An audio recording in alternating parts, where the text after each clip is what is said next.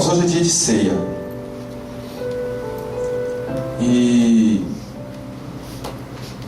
como a gente já combinou, todas as vezes que a gente for celebrar a ceia, eu quero trazer uma palavra. E como a gente já combinou também, sempre num aspecto diferente da que já foi dito. A gente tem muito que falar sobre ceia. Ceia é algo que está presente e o tempo inteiro ligado na vida nossa com Deus e com os irmãos. É um assunto que permeia toda a nossa caminhada cristã. Amém? Eu queria ler o texto, um dos textos que fala a respeito desse assunto, que está em Mateus capítulo 26, versículo 17 em diante. Mateus 26, capítulo 17 em diante. Todos acharam? Amém? Vou ler. No primeiro dia da festa dos pães sem fermento, os discípulos chegaram perto de Jesus e perguntaram: onde é que o Senhor quer que a gente prepare o jantar da Páscoa para o Senhor? Ele respondeu: vão até a cidade, procurem certo homem e digam: o mestre manda dizer, a minha hora chegou. Os meus discípulos e eu vamos comemorar a Páscoa na sua casa. Os discípulos fizeram como Jesus havia mandado e prepararam o jantar da Páscoa. Quando anoiteceu, Jesus e os 12 discípulos sentaram para comer. Durante o jantar, Jesus disse: eu afirmo a vocês que isto é verdade, um de vocês vai me trair. Eles ficaram muito tristes e por um começaram a perguntar: o Senhor está achando que sou eu?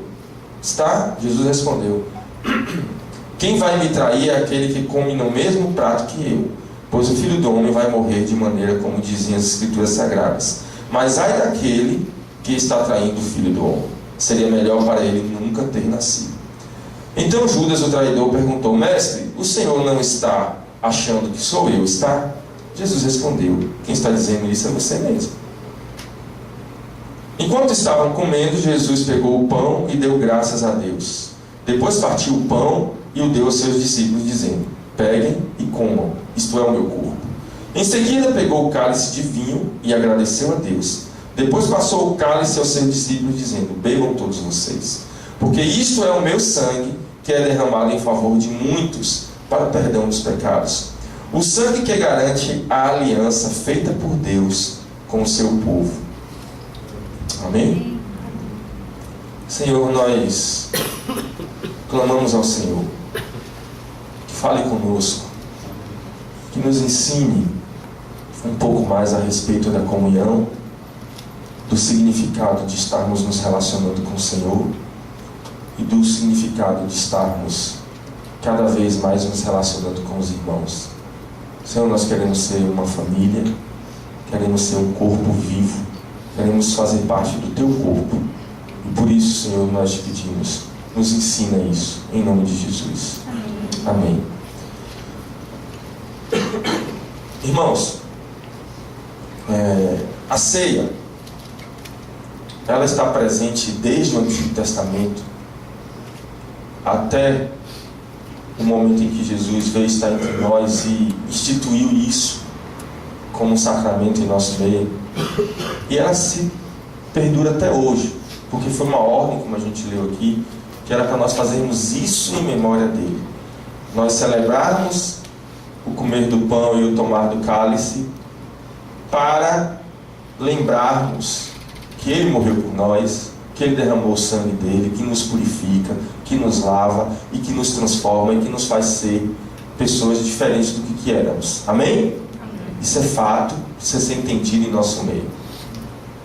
Agora, eu queria trazer hoje um aspecto de comunhão e de relacionamento com Deus um pouco diferente. A ceia está aqui. A gente já viu em outros momentos que ela celebra através do sangue a nossa relação com Deus. Ele que morreu por nós, Ele que entregou a sua vida por nós através do seu Filho. e celebra o pão, a nossa relação entre nós como igreja. Já vimos isso aqui, amém? Então, partir do pão é estarmos partindo entre nós na comunhão do corpo de Cristo. Agora, há nesse entendimento, uma ordem que, presta atenção, se você não entender, você pode ficar pelo meio do caminho. É cultural.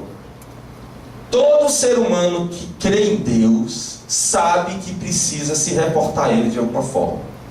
Existem várias maneiras de se reportar a Deus: seguindo uma religião, acendendo uma vela num determinado momento, ou fazendo as orações antes de dormir, ou boas obras. As pessoas estão sempre fazendo coisas que vão deixar elas com a sensação de que estão bem com Deus. É ou não é verdade? Então, você pega as diversas religiões espalhadas por aí, e todas elas estão ensinando um código de conduta para que você esteja bem na fita com Deus, para que você tenha a sensação de que Deus está aprovando o seu comportamento, de que Deus está de acordo com a sua maneira de viver. E aí, com essa sensação, você pensa: eu estou fazendo a minha parte, eu estou fazendo coisas que Deus vai olhar lá de cima e vai dizer: esse aí é um menino aprovado, esse aí está fazendo tudo como eu quero que ele faça. Ok? Só que veja, religiões, conceitos, códigos, eles todos vão estar o tempo inteiro tentando nos deixar com a sensação boa. Mas o reino de Deus é algo muito além do que estar com a sensação boa. O reino de Deus é algo muito sério. Relação com Deus é algo que precisa ser muito bem definida na cabeça da gente. Porque senão a gente acaba entrando numa relação de religiosidade e perde completamente o sentido de o que estamos fazendo e para onde estamos indo. Então eu queria, junto com vocês nessa manhã, construir uma ideia. Eu queria convidar todos vocês que estão aí a construir comigo uma ideia a respeito do que é o nosso relacionamento com Deus, representado pelo sangue, e o nosso relacionamento com os nossos irmãos, representado pelo partir do pão. Amém? Vocês podem construir essa ideia comigo? Então assim, imagine que nós somos agora, todos somos crianças, e vamos pegar aquele joguinho de Lego, né? Todo mundo conhece Lego. Quem não conhece Lego aqui, levanta a mão. Todos conhecem. Aquele joguinho de encaixar, que você vai encaixando as pecinhas e vai formando uma casinha, um avião, um monte de coisa. Então assim, quando você vai fazer digamos que a gente vai construir uma casa agora. Você precisa de uma base. Você precisa pega os joguinhos ali, vai juntando um no outro, para poder você, em cima dele, começar a encaixar as peças até que ela tome a forma de uma coisa visível e que as pessoas no mínimo olham e dizem: isso é uma casa. Porque às vezes os meus filhos chegam todos animados: pai, olha o que eu desenhei lá na escola. Aí eu fico assim uns 20 minutos tentando descobrir o que é, para não decepcionar eles, né? Outro dia Daniel me fez um desenho e perguntou o que era. Eu consegui achar um alienígena e um disco voador, não foi? Mas era uma árvore, né? Então às vezes a gente tem essa dificuldade. Então a gente precisa, pelo menos, criar algo que as pessoas consigam olhar e ver que tem lógica e tem sentido. Nessa concepção de nossa relação com Deus, eu queria ler um outro texto que diz o seguinte: Mateus 22, versículo 34, versículo 37. Não, versículo 36. Versículo 36, Mateus 22, versículo 36 diz: Mestre, qual é o mais importante de todos os mandamentos da lei? Jesus respondeu: ame ao Senhor seu Deus com todo o coração, com toda a alma e com toda a mente. Este é o maior mandamento e o mais importante. E o segundo mais importante é parecido com o primeiro: ame os outros como você ama a você mesmo. Toda a lei de Moisés e os ensinamentos dos profetas se baseiam nesses dois mandamentos. Eu queria que você repetisse esse último versículo comigo. Eu falo e vocês repetem. É para fixar mesmo. toda a lei de Moisés e os ensinamentos dos profetas se baseiam nesses dois mandamentos. Essa é uma afirmação tão importante, tão interessante, que eu não sei se vocês conseguem entender. Quantas leis existem que a gente começa, quando a gente entra no Evangelho, a aprender? Não pode isso, irmão. Não pode, hoje mesmo a gente deu uma saboada aqui. Não pode isso, irmão. Não pode aquilo. Não pode fazer isso e tem que fazer aquilo. São muitas. Na verdade, se você começar a achar que você precisa se preparar, praticar ou conseguir fazer todas elas para ser salvo, tu está frito, porque você nunca vai conseguir. Márcio deu uma declaração muito interessante no dia do batismo dele, que foi sexta-feira. Ele falou uma coisa que marcou. Ele falou assim: olha, eu demorei muito de me batizar, só 9 anos, né? Essa básica assim. Demorei muito de me batizar, porque eu achava que eu tinha que primeiro ficar digno para me batizar, digno do batismo. Aí ele falou assim: hoje eu resolvi me batizar, porque eu descobri que eu não sou digno mesmo. Não foi isso? Então, a consciência de que não somos dignos é que nos faz querer correr para Jesus, e não o contrário. Amém? E não o contrário. É por descobrir que eu sou incapaz e que eu não consigo fazer um ó com um copo sem ele, é que eu vou atrás dele. E não eu tento primeiro me organizar, não pecar, me tornar santo para depois ir atrás de Jesus. Não é o contrário. Amém? Então o que acontece? Existem muitas leis que a gente não consegue cumprir, muitos mandamentos que a gente fica assim, atordoados. Tanta coisa para se entender, tanta coisa para se aprender, tanta coisa para ser. Mas o que Jesus está dizendo aqui é: tudo se resume em apenas 2 coisas. Gente, é como, vamos ter a sensação aqui, é como se Jesus mandasse você sentar aqui e dissesse assim: olha, você agora se converteu, me converti, Jesus, estou querendo seguir esse evangelho, estou firme e forte. Aí Jesus vira e fala assim: então tá, senta aqui que você vai tomar uma aula agora de como ser cristão. Aí você senta no domingo às 9h30 da manhã e Jesus começa. Domingo, 18 horas, ele não acabou ainda. Segunda de manhã você está aqui sentado, ele manda você fazer um lanchinho e tal. Aí passa uma semana e Jesus ainda está falando. Aí você já está assim: meu Deus, eu não vou conseguir. Imagine que Jesus virasse para você e dissesse assim: vou lhe dar uma colher de chá, vou fazer você passar essa prova. Todos os pontos que eu te ensinei agora, eu vou resumir em só 2. Ame ao Pai acima de todas as coisas e ame o seu irmão como você ama você mesmo. Você consegue aprender só essas 2 coisas? Ah, isso eu consigo. Então vai em paz, fica tranquilo. O resto você vai aprender no meio do caminho. É como se ele dissesse isso. É como se ele simplificasse tudo para você.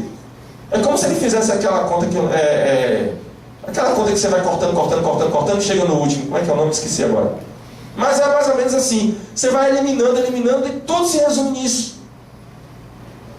Tudo se resume. Vocês riram que vocês sabem qual é, não querem falar, né? Não, esqueceu também, tudo bem. É equação, né? Bom. Vai eliminando, aí chega em X. Pronto. O X é isso aí. Que menino inteligente. O X é isso aí. Esse é o X da questão. O X da questão é: eu tenho que amar a Deus sobre todas as coisas e o meu irmão como a mim mesmo. Agora, não adianta, meu irmão, presta atenção. Não adianta, às vezes você fica querendo coar um mosquito e engole um boi. Não adianta você se preocupar com tantas coisas se essas 2 coisinhas não estiverem bem definidas na sua vida. Você vai se cansar, você vai se encher de leis e mandamentos, você vai ficar tenso e apreensivo, porque é muita coisa para você gravar. Você não vai ter aquela sensação de que vai conseguir cumprir todas as coisas, e uma hora você desiste. O que acontece é que uma hora você desiste. E não vai adiantar você cumprir 30 leis, 1000 leis, se essas 2 estiverem passando despercebidas. Amém? Amém? Então o que você precisa sair daqui hoje é entendendo que você tem que amar a Deus sobre todas as coisas. Ponto. E o próximo como a você mesmo. Ponto. Duas coisas imprescindíveis para estar vivo na caminhada com Cristo. Agora, para que você entenda isso melhor, eu quero ler outro texto. 1 João, capítulo 4, 20, diz o seguinte: se alguém diz, eu amo a Deus, mas não amo seu irmão, é mentiroso. Pois ninguém pode amar a Deus, a quem não vê, se não amar o seu irmão, a quem vê. O mandamento que Cristo nos deu é esse: quem ama a Deus, que ame também o seu irmão. Então agora você começa a entender que aquela sua concepção de que você resolve a tua vida com Deus e acabou, está errada. Quantas condutas, quantos códigos você aprendeu para poder ficar tentado, ficar conectado com Deus? Você esquece tudo se você não estiver amando seu irmão. Você não passa. Vamos tentar ilustrar isso aqui? As crianças acima de... Vem cá todas as crianças que quiserem vir aqui. Vem cá para a gente fazer Eu quero ilustrar para você o que significa isso. Vem cá as crianças, me ajudem aqui, por favor. Presta atenção. Cuidado com o fio.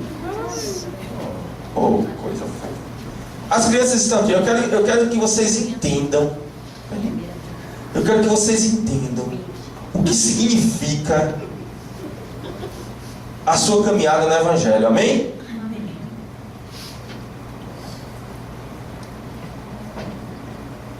Vamos tentar ilustrar isso aqui. Aquele que não se fizer como criança não entrará no reino dos céus, porque a criança tem um coração puro. Então eu quero que represente Deus aqui, é mais purinha. Vem cá, você. Oh, que coisa fofa. Fica aqui. Aqui, fica aqui, tá? Vira pra cá, vira pra eles. Não, fica aqui. Mais pra trás. Isso, não sai daí, tá? Faz de conta que ela é Deus. Tá bom? Vocês ficam aqui. Pronto, vocês ficam aqui. Agora, como é seu nome? Guilherme? Prazer, Guilherme. Tudo bem? Como é que você tá? Vem cá, Guilherme. Fica aqui vocês. Faz uma roda aqui. Faz uma roda. Pronto. Guilherme está aqui.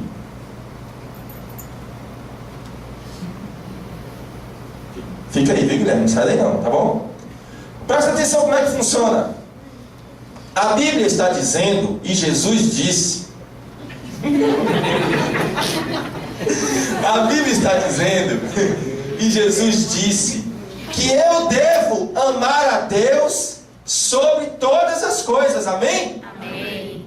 Nisso se resume todos os mandamentos. Guilherme, aí Guilherme está aqui. Guilherme está, puxa, eu quero amar a Deus sobre todas as coisas. Eu quero estar com Jesus. Eu quero ter um relacionamento com Ele. Aí Guilherme está lendo a Bíblia. Arruma uma Bíblia aí, dá uma Bíblia aqui para Guilherme, por favor.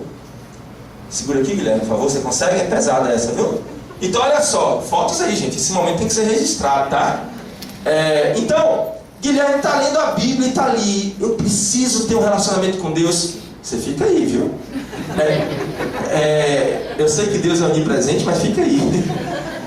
Aí Guilherme está lá lendo a Bíblia, querendo entender o reino, querendo entender Deus. E aí Guilherme começa a querer. Aí Guilherme vê que eu tenho que fazer isso, eu tenho que fazer aquilo. Aí Guilherme quer achar Deus, não quer? Ele quer passar para perto dele, quer andar com ele. Aí Guilherme vai ler um texto que diz o seguinte: se você diz que ama a Deus e não ama os seus irmãos, você é mentiroso. Porque você não pode amar a Deus que você não vê. Você está vendo Deus ali do outro lado, Guilherme? Não, né? Pois é. Você não pode amar a Deus que você não vê se você não ama os seus irmãos a quem você vê. Você está vendo essa galerinha aqui, Guilherme? Isso você está vendo, né? Você não pode amar a Deus quem você não vê se você não ama os seus irmãos a quem você vê. Mas Guilherme vai tentar dar um jeitinho, tá? Guilherme vai tentar encontrar com Deus ignorando isso. Entrega a Bíblia ali pro tio. Aí Guilherme fala assim: já li, já entendi, eu tenho que ir atrás de Deus. Vem cá, Guilherme. Aí Guilherme vai atrás de Deus. Corre pro outro lado, corre. Vai pra lá, vai. Aí Guilherme vai atrás de Deus. Aí Deus vai pro outro lado. Aí Guilherme fala, eu não encontrei Deus. Por que eu não encontrei Deus? Meu Deus, eu estou buscando. Eu estou lendo, eu estou me esforçando. Fala, não, deve ter alguma coisa errada, eu vou atrás de Deus. Aí Guilherme para e olha esse povo cantando, orando. Esse povo, ele fala, vou atrás de Deus de novo. Aí ele vem. Corre, corre, Deus, corre. Aí Guilherme vem, meu Deus, cadê Deus? Eu não estou achando Deus. Aí, fica lá de novo, Guilherme, por favor. Lá. Agora você cansou de procurar. Aí Guilherme fica sem entender o porquê que quando ele tenta ter um relacionamento com Deus, ele não consegue. É porque Guilherme não conseguiu, ele leu, releu, ouviu pregação, reouviu pregação, mas ele não entendeu a ceia. Olha para trás aí, Guilherme. Você sabe o que é isso? Fala aqui o que é isso. Comida. Olha ele. Guilherme, que tipo de comida é essa? Olha de novo. Comida. Tem pão ali, não tem? E que tem, abre aqui para ele ver, olha. Você sabe o que é aquilo ali, Guilherme? Olha ali. Ali, ó. O que é aquilo? Não. Isso, Guilherme, assim, menino é um ator. Ele não entendeu a ceia. Ele está olhando para a ceia e ele disse, eu não sei. Eu não sei. Aí você sabe o que acontece? Aí você começa a entender porque aqui Paulo vira e diz o seguinte: é por não discernir o corpo no texto da ceia. Paulo diz, cada um antes de cear, examine-se a si mesmo. Aí, você sabe por que Paulo está mandando Guilherme se examinar? Porque ele está dizendo, Guilherme, se você não discernir o corpo, você vai morrer, ou vai ficar cansado, ou vai dormir. Porque Paulo disse, Deus está ali, ó, querendo encontrar com Guilherme. Assim, vem Guilherme. Mas Deus está ali, querendo. A Bíblia fala que o Espírito Santo fica buscando aquele que adora o Espírito de verdade. Aí, esses são atores muito bons. E aí o que acontece? Mas Guilherme está perdido. Sabe por que Guilherme está perdido? Ele não conseguiu entender ainda, porque ele não conseguiu entender a ceia. Porque ele não conseguiu entender o que isso significa. Ele acha que aquilo é comida. Então se eu perguntar para vocês o que é isso, talvez vocês achem que é comida, igual o Guilherme. Aquilo é um pão e um cálice ali com suco de uva ou vinho, sei lá o quê. Mas não é isso. O que Guilherme precisa entender é que a ceia representa isso aqui. Então, Guilherme, eu vou te ensinar agora que aquilo ali tem a ver com isso aqui. Essas pessoas são as pessoas que estão buscando a Jesus, orando juntas, lendo juntas, aprendendo juntas. Então, Guilherme, se você quiser conhecer a Jesus e encontrar Deus, você precisa estar no corpo. Você precisa estar com essas pessoas. Porque a gente leu ali, Guilherme, que se você não amar essas pessoas que você está vendo, você não vai conseguir amar a Deus que você não está vendo, muito embora Ele esteja doido para te ver. Deus quer te ver, mas Ele não vai te ver se você não amar os irmãos. Então agora vem cá, Guilherme. Agora faz a roda aí, juntos. Agora, Guilherme, entra na roda. Entra na roda. Aí Guilherme entra na roda no meio dos irmãos. Quando ele entra na roda, olha, ele já consegue, tá vendo Deus agora ali? Agora ele já consegue ver. Aí Deus que tá ali, agora entra Deus, entra na roda, Deus, dá um abraço pro Guilherme agora, dá um abraço. Oh, glória a Deus. É assim que você compra Deus. Palmas pra ele. Muito obrigado, viu? Essas meninas são ótimas. Ao filho.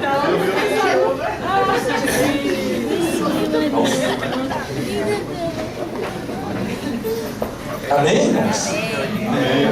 Deu para entender, irmãos? Ou quer que eu desenhe? Deu para entender, irmãos? A nossa relação com o corpo de Cristo, ela é crucial para a nossa relação com Deus. Não existe. O que o texto está dizendo é: não existe relação com Deus se não houver relação com seu irmão. É isso que significa. Aquilo não é comida, aquilo é o corpo de Cristo. É claro que o pão é um símbolo, Mas o que Jesus estava dizendo com isso é: vocês precisam se relacionar uns com os outros. Vocês precisam amar uns aos outros. Vocês precisam entender, por exemplo, grupo caseiro, grupo familiar, célula, que não lá que a gente queira dar. Reunião de domingo. Algumas pessoas acham que é um lugar onde você bate o cartão espiritual. É o ponto digital do céu. Você fala: vim para a reunião hoje. Bati o cartão, saí. Não é. Não é. Aí você está seguindo uma daquelas milhões de leis que a Bíblia está dizendo que não adianta nada, porque se não estiver baseada nos 2 mandamentos, que são amar a Deus sobre todas as coisas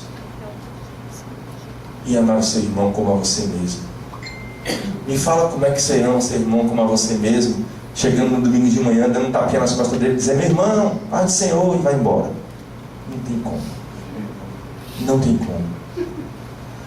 Se você... Abra a Bíblia aí, por favor, em Coríntios 13, aquele texto clássico que fala do amor. Que a gente está aprendendo aqui sobre amar o irmão, né? Deixa eu chorar, estourou, deixa eu correr. 13. Primeiro. Isso.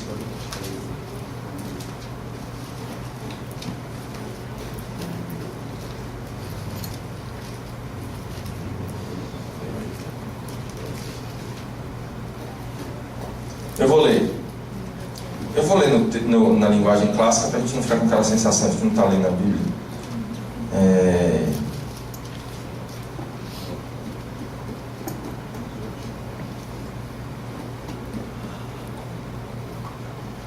Amém? Todos acharam?